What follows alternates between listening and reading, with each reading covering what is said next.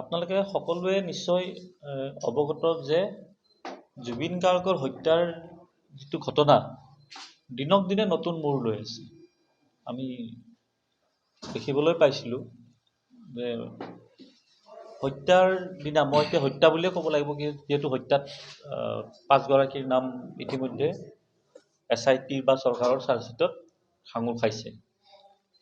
প্ৰথম কথা আহোঁ যে ঘটনাটো ইমান ৰহস্যৰ ফালে লৈ গৈ আছে। প্ৰথম 19 ছেপ্টেম্বৰৰ মৃত্যু হোৱাৰ দিনা, তাৰ পিছদিনা আমাৰ অসমৰ মুখ্যমন্ত্ৰীগৰাকীৰ সংবাদমেল চাইছিলোঁ। তাত তেখেতে কৈছিলে যে এইটো সাধাৰণ মৃত্যু জুবিন গাৰ্গৰ। ছিংগাপুৰ আৰক্ষীৰ পৰা পষ্টমৰ্টম ৰিপৰ্টত সাধাৰণ মৃত্যু বুলি ৰিপৰ্ট আহিছে। গতিকে এইটো মুখ্যমন্ত্ৰী সংবাদ মাধ্যমক জনাইছে যে জুবিন গাৰ্গৰ মৃত্যুত কোনো ৰহস্য নাই, এইটো সাধাৰণ মৃত্যু। তাৰ কেইদিনমান পিছত আহিল যে জুবিন গাৰ্গক হত্যা কৰা হৈছিলে। এইটো মুখ্যমন্ত্ৰীৰ কথা কৈছোঁ মই। তাৰ কেইদিনমান পিছত আকৌ অসম বিধানসভাত ক'লে যে জুবিন গাৰ্গক এজনে হত্যা কৰিছে, 4জনে সহযোগ কৰিছে। এইবিলাক স্পষ্টকৈ সকলো কথা ওলাই আছে। এইটো যোৱা নৱেম্বৰৰ 25 নে 26 তাৰিখে ক'লে। অহা 12 ডিচেম্বৰ তাৰিখে চাৰ্জশ্বিটখন দাখিল কৰিলে। CID বা চৰকাৰে আদালত দাখিল কৰিলে। এতিয়ালৈ ৰাজহুৱা হোৱা নাই কপিটো, নহ'লেও বাৰু চাৰ্জশ্বিটটোৰ কি ওলাইছে বিষয়টো লৈ মই পিছত আহিম। চাৰ্জশ্বিটত নামো আহি গ'ল। যিহেতু বিধানসভাৰ মজিয়াত মুখ্যমন্ত্ৰীয়ে কৈছিলে যে এগৰাকী হত্যা কৰিছে, 4গৰাকীৰ নাম কোৱা নাছিল তেতিয়া, কিন্তু এতিয়া নাম আহি গ'ল দেই। কাৰণ সংবাদ মাধ্যমত চাৰ্জশ্বিটখনৰ বিষয়ে ওলাই আছে, কিন্তু এতিয়ালৈ চৰকাৰখনে মিছা বুলি কোৱা নাই। যদিও চাৰ্জশ্বিটখন অফিচিয়েলি কাৰো হাতত পৰা নাই, সেইখন মিছা বুলি কোৱা নাই। এতিয়া আহোঁ যে প্ৰথমে সাধাৰণ মৃত্যু, তাৰপিছত হত্যা বুলি ক'লে, তাৰপিছত হত্যাত সংখ্যাটো ক'লে, তাৰপিছত নাম ক'লে। এনেকুৱা এটা পৰিস্থিতি কিয় নাহিল যে জাহাজখনত 16 গৰাকী আছিলে, 5 গৰাকী হৈ গ'ল অসমৰ আৰু 11 গৰাকী হৈ গ'ল ছিংগাপুৰত থকা। সেই 5 গৰাকীৰ 1 গৰাকী শ্যামকানু মহন্ত, তেওঁ কিন্তু জাহাজত নাছিল। মানে 15 গৰাকী জাহাজত আছিলে। 15 গৰাকী, 11 আৰু 4 15 গৰাকী, শ্যামকানু মহন্তক লৈ 16 গৰাকী আছিলে। 11 গৰাকীক প্ৰথমৰ পৰাই চৰকাৰখনে বা মুখ্যমন্ত্ৰী বা CID ৰক্ষণাবেক্ষণ দি আছে। তাৰে মই প্ৰমাণটো দিম। ৰক্ষণাবেক্ষণ দিয়া কথাটো যোৱাকালি প্ৰমাণ হ'ল। যোৱাকালি কেনেকুৱা প্ৰমাণ হ'ল? যোৱাকালি ছিংগাপুৰ পুলিচৰ এটা ৰিপৰ্ট ওলাইছে, আপোনালোকে পাইছে নি নিশ্চয় কপিটো। তাত কি ক'লে? জুবিন গাৰ্গৰ মৃত্যু অস্বাভাৱিক নহয়, স্বাভাৱিক বুলি আকৌ কৈছে। যিটো 17 তাৰিখে এখন পত্ৰৰ যোগে কৈছিলে। মই 15 অক্টোবৰত গোচৰ দিছিলোঁ। 17 তাৰিখে ছিংগাপুৰ পুলিচে এখন ৰিপৰ্ট দিছিলে যে জুবিন গাৰ্গৰ মৃত্যু কোনো ৰহস্য নাই। তথাপিও যিহেতু বিতৰ্কটো বাঢ়িছে, আমি এটা 3 মাহৰ সময় লৈছোঁ। মানে জানুৱাৰীৰ 17 তাৰিখলৈ 3 মাহ সময় লৈছিলে। এতিয়া জানুৱাৰীটো পৰাই নাই। কালিও একেটা কথা ক'লে যে জুবিন গাৰ্গৰ মৃত্যুত কোনো ৰহস্য নাই, স্বাভাৱিক মৃত্যু, অস্বাভাৱিক নহয় বুলি কৈছে। কিন্তু তদন্ত চলি আছে, এই পৰ্যন্ত চলি আছে বুলি কৈছেনে? তদন্ত চলি আছে আৰু অহা ফেব্ৰুৱাৰী মাহলৈ সময় লৈছে এইবাৰ। আগতে জানুৱাৰী আছিল, এইবাৰ ফেব্ৰুৱাৰীলৈ সময় লৈছে যে এই গোচৰৰ শুনানি কৰোনাৰ কোৰ্টত হ'ব। এইখিনিলৈ ঠিকে আছে। এতিয়া আহক, সেই ৰিপৰ্টত এটা আপোনালোকে গুৰুত্বপূৰ্ণ কথা মন কৰিছেনে নে নাজানো। আজিকালি বহুত কথা এনেকুৱা হৈছে, মন কৰিলেও কোনোবাই ক'ব সাহ নকৰে, ভয় কৰে। ছিংগাপুৰ আৰক্ষীয়ে এই 4 গৰাকীৰ নাম যে হত্যাৰ গোচৰত সাঙুৰ খাইছে, আজি কেইদিন হ'ল? 12 তাৰিখে চাৰ্জশ্বিট দিলে, বা এমাহ পূৰ্বে মুখ্যমন্ত্ৰীয়ে বিধানসভাত কৈছিলে। মই বিধানসভাটো ধৰাই নাই বাৰু, কিন্তু 12 তাৰিখে চাৰ্জশ্বিটটো অফিচিয়েল হ'ল নে নহ'ল? ঘটনাৰ স্থান ছিংগাপুৰ, জুবিন গাৰ্গৰ হত্যা হৈছিল ছিংগাপুৰত। অসম চৰকাৰে CID হওক বা মুখ্যমন্ত্ৰী হওক প্ৰতিটো কথা জনাই থাকিব লাগিছিলে ছিংগাপুৰ আৰক্ষীক, কাৰণ তদন্তটো তাতেই চলি আছে। ইয়াতে বাৰু তদন্ত প্ৰক্ৰিয়া সম্পূৰ্ণ হৈছে, কিন্তু তদন্ত ছিংগাপুৰত চলি আছে। মই দিয়া গোচৰৰো তদন্ত চলি আছে। যোৱা 15 তাৰিখে মই এই কথাখিনি আকৌ ক'লোঁ। যোৱা 15 অক্টোবৰত কপিটো আপোনালোকে পাইছে সম্ভৱ। তাত লিখা আছে, মই 15 তাৰিখে আকৌ কপিটো দিলোঁ যে যিহেতু হত্যা বুলি প্ৰমাণ হৈছে, 5 গৰাকীৰ নাম আহিছে, গতিকে ছিংগাপুৰৰ 11 গৰাকীৰ নামো আকৌ সাঙুৰ খোৱাত এটা ইনভেষ্টিগেশ্যন কৰি তেখেতসকলক জেৰা কৰিব লাগে। কিন্তু সেইবিলাকতো মই নিজৰখিনি কৰি আছোঁ, কিন্তু চৰকাৰৰ কৰণীখিনি কৰা নাই, কাৰণ সেই 11গৰাকীক সুৰক্ষা দিব লাগিছে। এইটোৱে প্ৰমাণ। ছিংগাপুৰৰ আৰক্ষী ৰিপৰ্টত এটা কথা স্পষ্টকৈ লিখা আছে, তেখেতসকলে গম পাইছে ভাৰতৰ সংবাদ মাধ্যমৰ জৰিয়তে। কোনো SIT CID বা অসম চৰকাৰে দিয়া নাই। আপোনালোকে পাইছে নাই সেই কপিটো? 7 দিন পিছত মানে 12 তাৰিখে চাৰ্জশ্বিট দাখিল হ'ল, ছিংগাপুৰ পুলিচে 18 তাৰিখে ৰিপৰ্ট দিছে যে এই হত্যাত 4জনৰ নাম আহিছে চাৰ্জশ্বিটত। এইটো মই নেশ্যনেল চেনেলৰ কথা কৈছোঁ, আৰু ছিংগাপুৰ আৰক্ষীৰ যিটো কথাখিনি নেশ্যনেল চেনেলত প্ৰকাশ পাইছে তাত স্পষ্টকৈ কৈছে যে ভাৰতৰ সাংবাদিকৰ মানে সংবাদ মাধ্যমৰ জৰিয়তে তেখেতসকলে চাৰ্জশ্বিটৰ কথা গম পাইছে। তাৰমানে অসম চৰকাৰ, অসম পুলিচ বা CID বা মুখ্যমন্ত্ৰী আজিলৈ এই যে চাৰ্জশ্বিট দাখিল কৰিলে তাৰ বিষয়ে জনোৱাই নাই। এইকাৰণে জনোৱা নাই যে সেই 11গৰাকীক সম্পূৰ্ণ সুৰক্ষা দিব বিচাৰিছে মুখ্যমন্ত্ৰী আৰু চৰকাৰখনে আৰু CID বিভাগ। CIDটো মই বাদেই দিলোঁ বাৰু, কাৰণ CIDটো কোনে পৰিচালনা কৰি আছে, SIT কোনে গঠন কৰিছে, এইবিলাক আমি দেখি আহিছোঁ। এইটো এটা খুব গুৰুত্বপূৰ্ণ কথা যে 7 দিন হৈ গ'ল আজিলৈ অসম চৰকাৰে ছিংগাপুৰ আৰক্ষীক জনোৱা নাই যে আপোনালোকে যি 16গৰাকীক তদন্ত কৰি এৰি দিছিলে, মানে জুবিন গাৰ্গৰ যিদিনা মৃত্যু হৈছিলে সেইদিনাখন এই 16গৰাকীক ছিংগাপুৰ পুলিচে জেৰা কৰিছিলে। জেৰা কৰি প্ৰাথমিক তদন্তত যাবলৈ দিলে। যাবলৈ দিয়াৰ পিছত এতিয়া যেতিয়া তাৰে 5গৰাকী হত্যাকাৰী ওলাল, চৰকাৰখনৰ দায়িত্ব আছিল যে 5গৰাকী অসমত থকা ওলাইছে, 11গৰাকী এতিয়াও ছিংগাপুৰত আছে, যে আপোনালোকে এটা অফিচিয়েল নোটটো যাব লাগিছিলে বা মুখ্যমন্ত্ৰী এটা ষ্টেটমেণ্ট পাব লাগিছিলে, কাৰণ এইটো জুবিন গাৰ্গৰ হত্যাকাণ্ড, ইমান সহজ কথা নহয়, কিন্তু ৰাইজে ইমান সহজে মানি নল'ব। এইটোৱে গ'ল চৰকাৰৰ ব্যৰ্থতা, দুৰ্বলতা আৰু একাংশক সুৰক্ষা কৰি একাংশক শাস্তি দিয়া এইটো এটা প্ৰক্ৰিয়া। এতিয়া দ্বিতীয়তে আহোঁ য়ট পাৰ্টিৰ কথাটো। টিভিত যেতিয়া আমি সংবাদ মাধ্যমৰ বাতৰি চাওঁ, য়ট পাৰ্টি আছাম এছ'চিয়েশ্যনে কৰা বুলি কয়, হয়নে? বা নৰ্থ ইষ্ট ফেষ্টিভেলে আয়োজন কৰা বুলি কয়। আছাম এছ'চিয়েশ্যন মানে ছিংগাপুৰত থকা। এই য়ট পাৰ্টিটো না আছাম এছ'চিয়েশ্যনৰ নেতৃত্বত হৈছিলে, না ছিংগাপুৰৰ অনুষ্ঠিত নৰ্থ ইষ্ট ফেষ্টিভেলৰ নেতৃত্বত, এই দুইটাৰ নেতৃত্বত হোৱা নাই। য়ট পাৰ্টিটো আছিল সম্পূৰ্ণ ছিংগাপুৰ এছ'চিয়েশ্যনৰ 11গৰাকী সদস্য। ছিংগাপুৰ আছাম এছ'চিয়েশ্যনত প্ৰায় 450ৰ ওপৰত সদস্য আছে, তাৰে ভিতৰত 11গৰাকীয়ে এই য়ট পাৰ্টিৰ আয়োজন কৰিছিলে। 11গৰাকীয়ে এতিয়া আয়োজন কৰাৰ পিছত জুবিন গাৰ্গৰ যিহেতু হত্যা হৈছে, হত্যাটো ক'ত হৈছে? জাহাজত, সাগৰত, ৰাস্তাতটো হোৱা নাছিলে। তাত কোন জড়িত আছে কোন জড়িত নাই সেইটো প্ৰমাণ কৰিব আইন আদালতে, গোচৰটো চলিবহে এতিয়া। কিন্তু তদন্তৰ আওতাততো 16গৰাকী আহিব লাগিছিলে। যিখন চাৰ্জশ্বিটত প্ৰকাশ পাইছে, অখিল গগৈ ৰাজহুৱা কৰি সংবাদ মেল দিছিলে, মই তাৰে উদ্ধৃতি দি কৈ আছোঁ, যিকেইটা কাৰণত এই 5গৰাকীৰ বিৰুদ্ধে ধাৰা লাগিছে 106 আৰু 105 আৰু 103, এই 5গৰাকীৰ বিৰুদ্ধে লাগিছে নে নাই? সেই ধাৰাসমূহ কি কাৰণত লাগে, সেই কাৰণসমূহ চাৰ্জশ্বিটত উল্লেখ আছে। 1 নম্বৰ হৈ গ'ল, খুব গুৰুত্বপূৰ্ণ এইটো, ভুক্তভোগীক মানে জুবিন গাৰ্গক নিচাযুক্ত আৰু দুৰ্বল অৱস্থাত লাইফ জেকেট অবিহনে পানীত নামিবলৈ দিয়া। 1 নম্বৰ, যাৰ বাবে এই 5গৰাকীৰ ওপৰত ধাৰা লাগিছে। 2 নম্বৰ, চিকিৎসাৰ বাধা থকাৰ পিছতো জুই আৰু পানীৰ ওচৰলৈ নিয়া। চিকিৎসকৰ বাধা আছিল, জুই আৰু পানীৰ ওচৰলৈ নিব নালাগে, তাৰপিছতো লৈ গৈছে। ফিটনেছ চাৰ্টিফিকেট অবিহনে য়ট পাৰ্টিৰ বাবে বাধ্য কৰোৱা। তেওঁৰ ফিজিকেল অসুখ হৈ থাকে, গোটেই অসমবাসীয়ে জানে, গোটেই অসমত থকা বিদেশত থকা অসমীয়াই জানে জুবিন গাৰ্গ যেতিয়া অসুস্থ হয় ব্ৰেকিং নিউজ আহে। তেওঁ অসুস্থ বুলি জনাৰ পিছতো তেওঁক য়ট পাৰ্টিত বাধ্য কৰাইছে। কোনে কৰাইছে য়ট পাৰ্টিটো?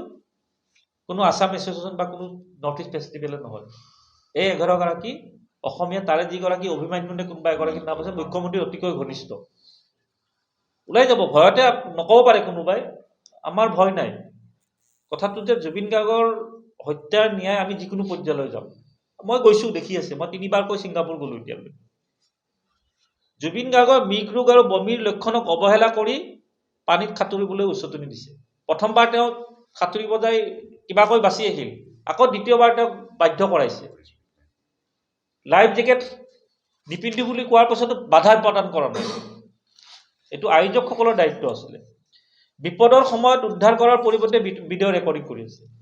মানুহ এটা মৰি আছে, ৭৫ মিনিট পৰি আছে বুলি আমি পিছত গম পাইছোঁ। ৭৫ মিনিট ছিংগাপুৰৰ ৰাস্তাত পৰি থকা নাই, এই জাহাজখনত বা পানীত ডুবি আছিলে। আজিলৈ আমি ভিডিঅ' নাপালোঁ। তে এই ৭৫ মিনিটত তোমালোকে তেখেতক সুৰক্ষা দিবলৈ তোমালোকে ভিডিঅ' ৰেকৰ্ডিং কৰি আছা, অৱহেলা কৰিছা। ফেৰী টাৰ্মিনেলৰ কথাটো কওঁ, এম্বুলেঞ্চখন আপোনালোকে কৈছে ন ৭৫ মিনিট দেৰিকৈ আহিছে, কিবা আহিছে।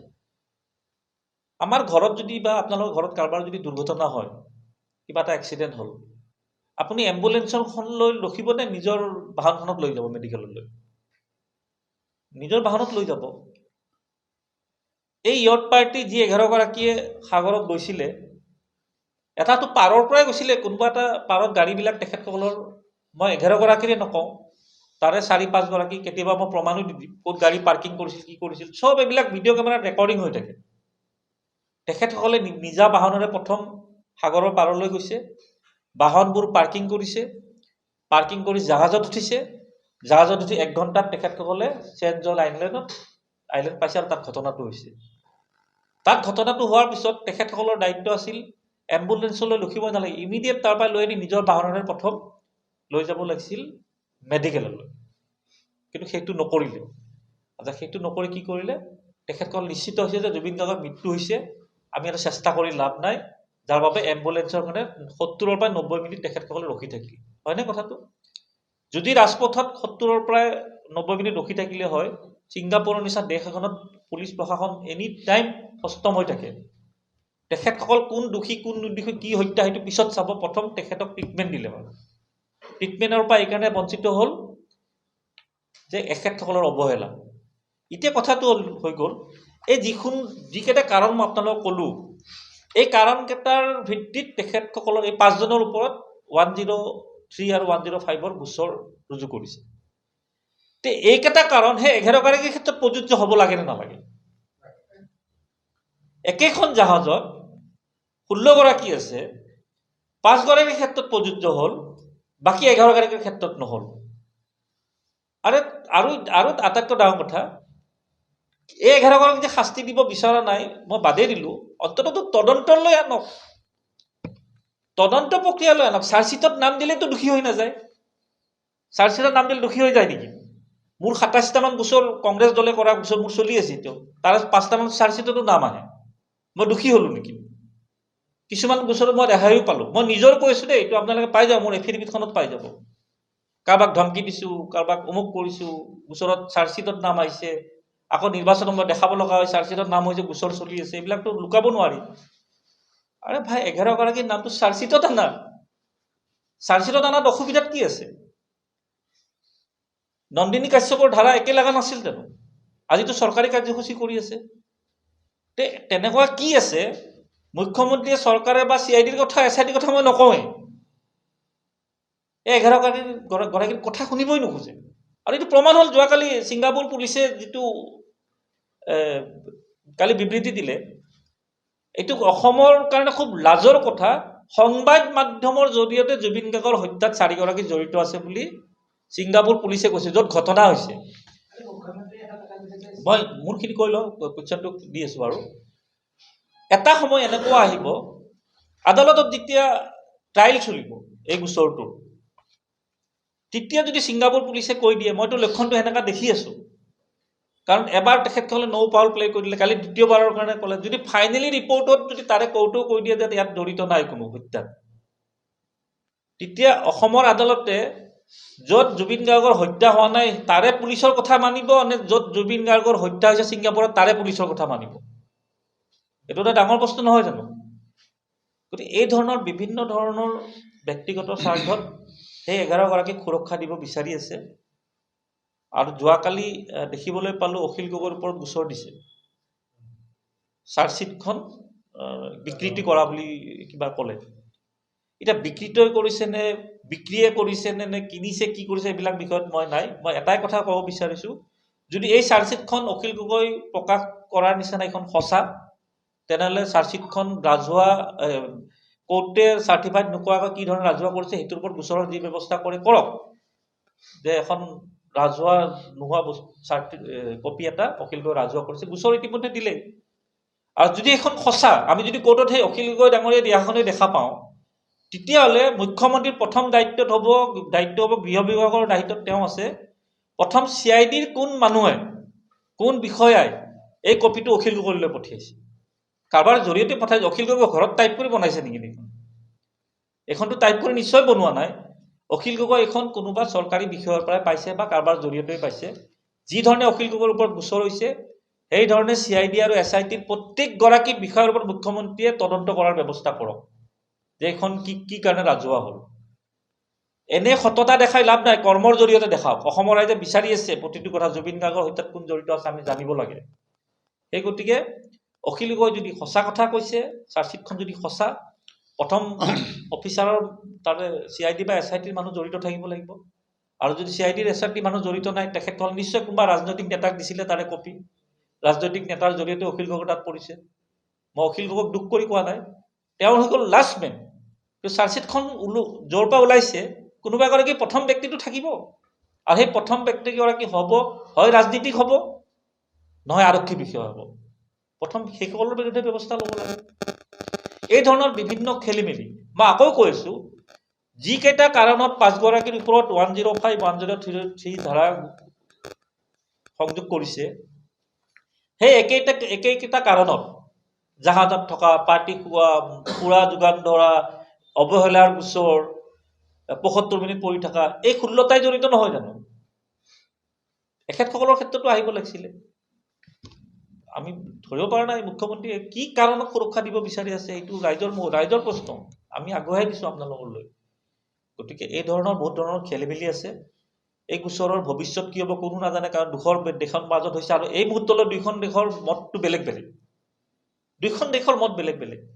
মই যোৱা 15 তাৰিখে নিজে যাই কৈ আহিছোঁ তাত আপোনালোক কপিটো পাব যে তাত ইমান দিনে আমি এইটো তদন্ত কৰিব দিছিলোঁ এতিয়া হত্যা বুলি নাম আহিছে সংখ্যা আহিছে গতিকে আপোনালোকে সেই 11গৰাকীৰ বিৰুদ্ধে ব্যৱস্থা ল'ব মই নিজে FIR দিছোঁ আকৌ দ্বিতীয় FIR মানে মোৰ FIRখনৰ লগতে এটা নতুনকৈ ৰিপৰ্ট এটা দি আহিলোঁ গতিকে এইটো এই পৰ্যায়ত গৈছে সেই গতিকে আমি আৰু এটা সিদ্ধান্ত লৈছোঁ আজি যে মোৰ তাত বিভিন্ন ধৰণৰ ফোন আহিছে যে এই ন্যায় যুদ্ধত আমি অংশীদাৰ হ'ব বিচাৰোঁ বহুত ফোন আহিছে মই অসমৰ ৰাইজৰ এটা আৱেগ জুবিন গাৰ্গ বুলি ক'লে এটা আৱেগ জড়িত হৈ আছে সেই সকলোৰে প্ৰতি সন্মান জনাই আমি এতিয়া অকল জাষ্টিছ ফৰ জুবিন গাৰ্গ 70 লাখ হ'ল সম্ভৱ এতিয়ালৈ 7 মিলিয়ন মানে 70 লাখ হৈছে এইটো এটা ডিজিটেল আন্দোলন চলি আছে ফলাফল কিন্তু আমি একো দেখা নাই চৰকাৰে নিজৰ মনোবলী কাম কৰিয়ে আছে আমি এতিয়া প্ৰত্যেক জিলাই আমাৰ যিবোৰ সমৰ্থক আছে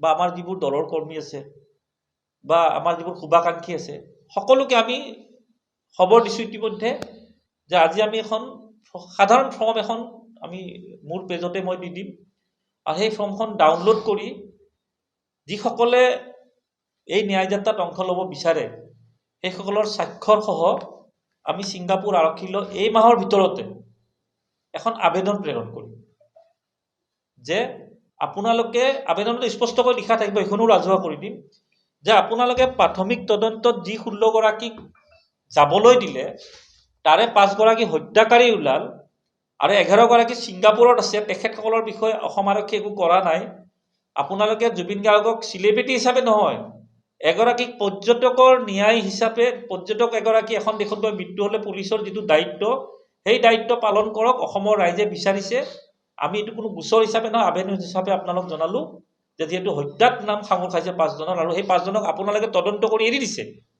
ছিংগাপুৰে প্ৰাথমিক পৰ্যায়ৰ তদন্তত এৰি দিছিলে গতিকে এই তদন্ত প্ৰক্ৰিয়াটো আপোনালোকে আকৌ নতুনকৈ কৰি সেই 11গৰাকীৰ বিৰুদ্ধে শাস্তি দিয়াৰ ব্যৱস্থা কৰক বুলি এই মাহৰ ভিতৰত পঠাম আৰু অসমৰ কিমান জনসাধাৰণে ইয়াত সহযোগ কৰিব আপোনালোকক পঠোৱাৰ আগমুহূৰ্তত মই জনাই দিম আৰু এই কাৰ্যসূচীৰ বাবে অসমৰ জুবিন ফেন ক্লাব বা জুবিন অনুৰাগী বা অসমৰ ৰাইজ বা সকলোকে মই কোৱা নাই যে নিজে কিবা কৰিব লাগে আমি যিখিনি কৰি আছোঁ সহযোগ কৰক আগুৱাই আহক ইতিহাসত কথা এটা থাকি যাব ন্যায় ব্যৱস্থা কি হয় কি নহয় পিছৰ কথা যে অসমৰ ৰাইজে জুবিন গাৰ্গৰ হত্যাৰ গোচৰত ছিংগাপুৰতো এখন আবেদন দিছিলে আৰু সেই আবেদনখনত এনে আমি 70 লাখ কৈ আমি জাষ্টিছ বিচাৰি থাকিলে নহ'ব সেই আবেদনসমূহতো এটা ভাল সংখ্যক স্বাক্ষৰ থাকিলে ধৰি লওক আমি ক'ব পাৰিম যে হয় অসমৰ ৰাইজে মনেৰে ন্যায়টো বিচাৰিছে গতিকে আজি সংবাদমেলৰ মুখ্য উদ্দেশ্য এইখিনি আছিলে